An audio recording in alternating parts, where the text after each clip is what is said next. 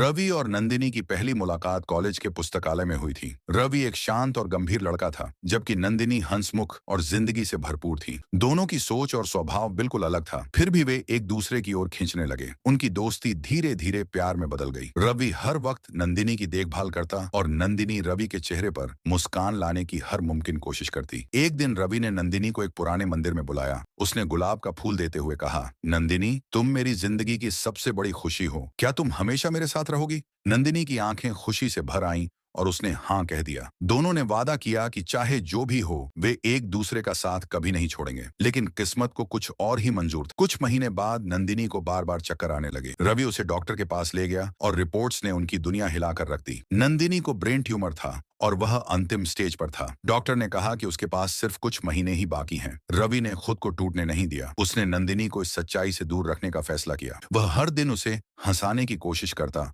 उसकी पसंदीदा जगहों पर घुमाने ले जाता और उसके साथ हर पल को यादगार बनाता। लेकिन नंदिनी को कुछ अजीब लगने लगा। रवि की आंखों में छिपे दर्द को वह महसूस कर सकती थी। एक दिन नंदिनी ने रवि से सच उगलवा ही लिया। उसने उसकी आंखों में आंसू देखकर कहा, रवि, मुझे पता था कि कुछ तो गलत है, लेकिन मैं तुम्हें कमजोर नहीं देखना चाहती थी। अगर मेरी जिंदगी छोटी है तो मैं इसे तुम्हारे साथ खुशी से बिताना चाहती हूँ। इसके बाद दोनों ने जिंदगी को भरपूर जीने का फैसला किया। उन्होंने हर दिन को एक त्योहार की तरह मनाया, लेकिन वक्त किसी का इंतजार नहीं करता। नंदिनी की हालत बिगड़ने लगी। वह अब ज्यादा चल फिर नहीं सकती थी। एक दिन रवि उसे व्हील चेयर पर लेकर उसी पुराने मंदिर में गया जहाँ उसने नंदिनी को प्रपोज किया था। उसने कहा, नंदिनी, तुमने मेरी जिंदगी को रोशनी दी है। मैं चाहता हूँ कि तुम हमेशा मेरी यादों में जिंदा रहो। नंदिनी की आंखों से आंसू बहने लगे। उसने धीरे से कहा, रवि, मेरा शरीर भले चला जाए, लेकिन मेरी आत्मा हमेशा तुम्हारे साथ रहेगी। कुछ दिनों बाद नंदिनी इस दुनिया को छोड़कर चली गई। रवि पूरी तरह टूट गया, लेकिन उसने नंदिनी से किया वादा निभाया। उसने अपनी जिंदगी को दूसरों के लिए जीना शुरू कर दिया। वह हर दिन नंदिनी की डायरी पढ़ता, जिसमें उसकी ख्वाहिशें लिखी थीं, और उन्हें